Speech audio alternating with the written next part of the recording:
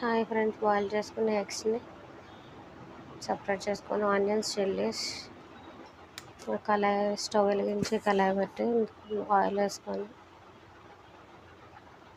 ఇందులో కొద్దిగా పసుపు వేసుకున్నాం,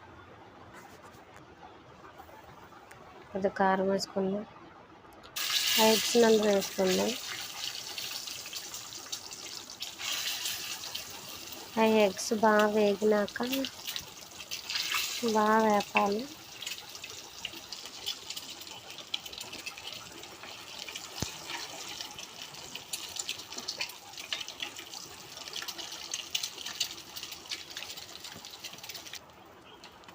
ఒక గిన్నెలోకి సపరేట్ చేసుకున్నాం ఎగ్స్ని.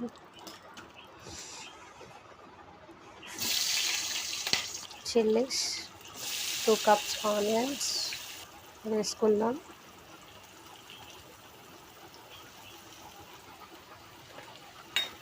అవి బాగా కలుపుతూ ఉన్నాం.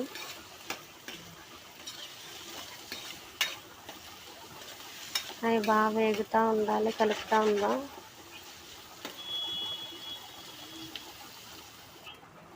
కొద్దిగా చూసారా బాగా వేగినాయి. అల్లం పేస్ట్ వేసుకుందాం, మొత్తం మిక్స్ చేద్దాం, కలుపుతూ ఉన్నాం. అలాగా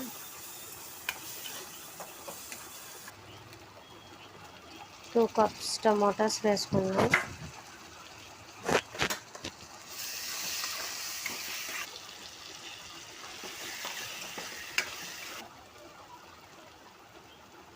ఒక స్పూన్ పసుపు, 2 spoons కారం, తగినంత ఉప్పు వేసుకుందాం. బాగా కలుపుతూ ఉందాం. చూసారా ఆయిల్ అంతా తేలిపోయింది. వాటర్ వేసుకుందాం. అప్పుడు సరిపడంత వాటర్ వేసుకుందాం. ఎగ్స్ కూడా ఇందులో వేసుకుందాం.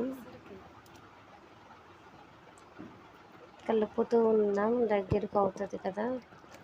వాటిలో ములక్కాడ కూడా వేసుకుందాం.